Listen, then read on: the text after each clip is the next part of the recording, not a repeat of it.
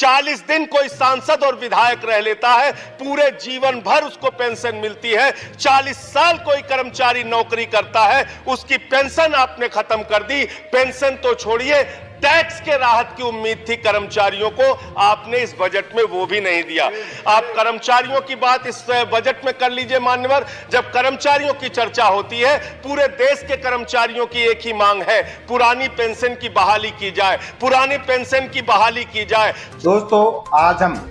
ऐसे विषय पर चर्चा करने वाले हैं जो बहुत ही महत्वपूर्ण है, तो आप इस वीडियो के लास्ट तक जुड़े रहे। और वीडियो शुरू करने से पहले आपसे एक छोटी सी रिक्वेस्ट है कि यदि आपने अभी तक इस चैनल को सब्सक्राइब नहीं किया है तो सब्सक्राइब करके बेल आइकन को ऑन करके इस चैनल से जुड़ जाए, क्योंकि इस वीडियो के माध्यम से, इस चैनल के माध्यम से आपको EPS 95 पेंशन से जुड़ी हुई लेटेस्ट अपडेट हर समय हर वक्त दी जाती है। तो आप इसे जुड़ने के लिए इस चैनल को सब्सक्राइब कर दीजिएगा। तो दोस्तों, आज हम इस वीडियो में काफी ऐसे यानी कि 5 से 6 पॉइंट है, उन पर चर्चा करने वाले हैं। तो लगातार EPS 95 पेंशन धारक है वो एक ही बात लिख रहे हैं कि यदि EPS 95 पेंशन धारकों को है वो पेंशन नहीं मिलती है तो इस सरकार को हम है वो वोट नहीं करेंगे। तो दोस्तों, मैं आप सभी को बता दूं कि यदि EPS 95 पेंशन धारकों को यहाँ पर है वो पेंशन नहीं मिलती है, या फिर ये सरकार जो इन पेंशन धारकों की या पेंशनर्स की जो मांगे है वो यदि मांगे पूरी नहीं करती है, तो क्या EPS 95 पेंशन धारक अब की बार है वो अपना जो वोट बैंक के रूप में जो इन्हें इस्तेमाल किया जा रहा था वो अब यहाँ पर है वो वोट बैंक के रूप में इस्तेमाल नहीं होंगे। तो इसमें बारे में मेरा कहना यह है कि यदि EPS 95 पेंशन धारक एकजुट होते हैं, यानी कि देश के 75 लाख प्लस EPS 95 पेंशन धारक यदि एकजुट होते हैं तो यहाँ पर है वो सरकार को प्रभाव पड़ता है। लेकिन ये सरकार को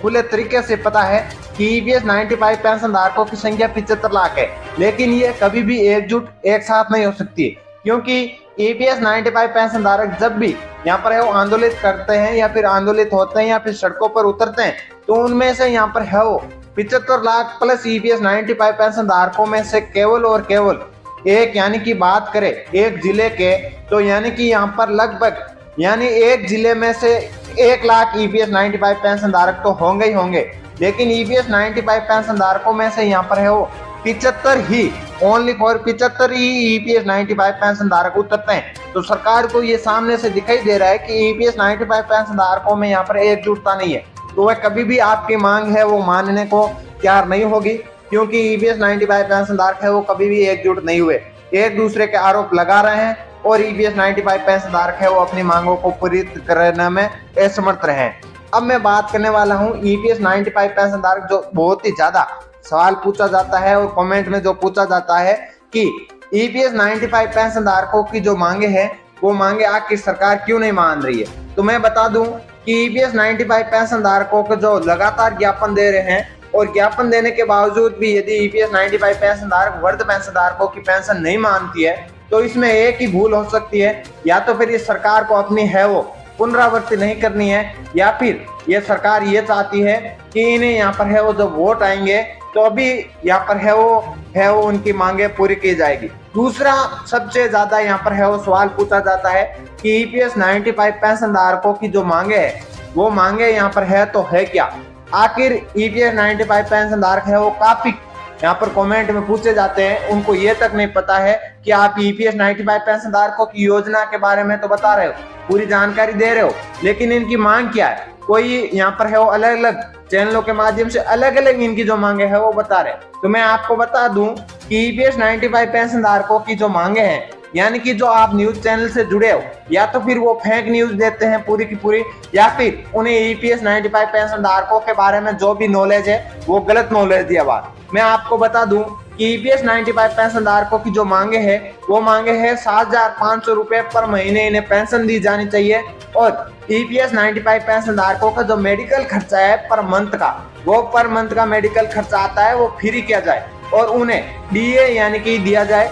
और EPS 95 पेंशन धारकों के ऊपर जो भी यहाँ पर है वो DA है वो यहाँ पर इन्हें फ्री किया जाए DA से। तो ये इनकी मांग है। और EPS 95 पेंशन धारकों के द्वारा लगातार यहाँ पर है वो जो चौथा सवाल पूछे जाने वाला है कि क्या यहाँ पर है वो हायर पेंशन का लाभ मिलना शुरू हो चुका है। तो मैं बता दूं कि अभी तक ईपीएस 95 पेंशन धारक ऐसे जिन्होंने हायर पेंशन के लिए फार्म तो अप्लाई किया है, लेकिन अभी तक यहाँ पर है वो किसी को भी यहाँ पर है वो हायर पेंशन का लाभ मिलना शुरू नहीं हुआ है। ना कि काफी ईपीएस 95 पेंशन धारक कहते हैं कि हायर पेंशन का लाभ लेने के लिए यहाँ पर है वो सामने से पैसे जमा करवाने पड़ेंगे। तो अभी तक ऐसा कोई भी ईपीएफओ की ओर से नोटिफिकेशन नहीं आया है कि आपको ईपीएस 95 पेंशन धारकों को यहाँ पर है वो यहाँ पर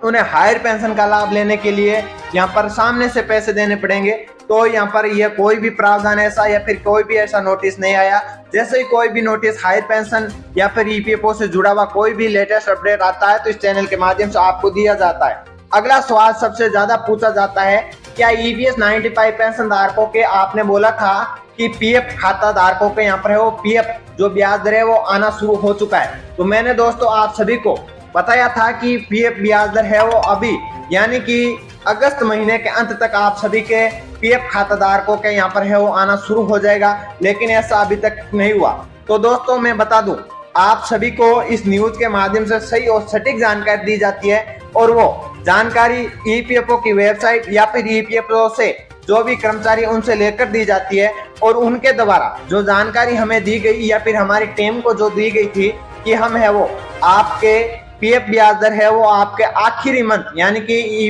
अगस्त मंथ का जो आखिरी है उस हफ्ते में आपका है वो सारा का सारा पीएफ ब्याज दर आ जाएगा। लेकिन आखिरी मंथ के अलावा अभी तक यहाँ पर है वो जो कि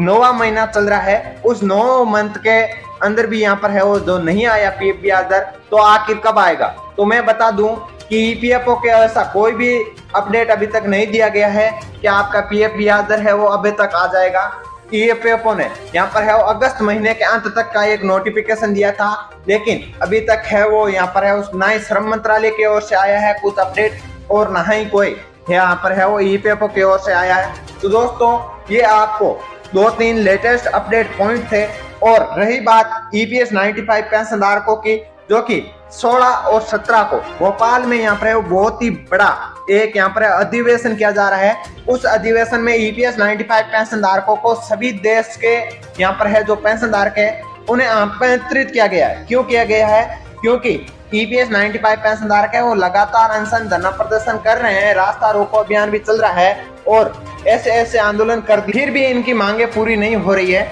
तो इसको लेकर यहाँ पर वो चर्चा की जाएगी और आगे की रणनीति क्या रणनीति है सरकार को झुकाने के लिए, इनकी पेंशन धारकों की मांगों को पूरा करवाने के लिए जो भी नई रणनीति यहाँ पर है वो 16 और 17 को इस अधिवेशन में तैयार होगी, जो आपको इस चैनल के माध्यम से दी जाएगी। और लेटेस्ट अपडेट देखने के लिए आप इस चैनल को सब्सक्राइब कर दीजिएगा। मिलते हैं एक नए वीडियो नए अपडेट के साथ।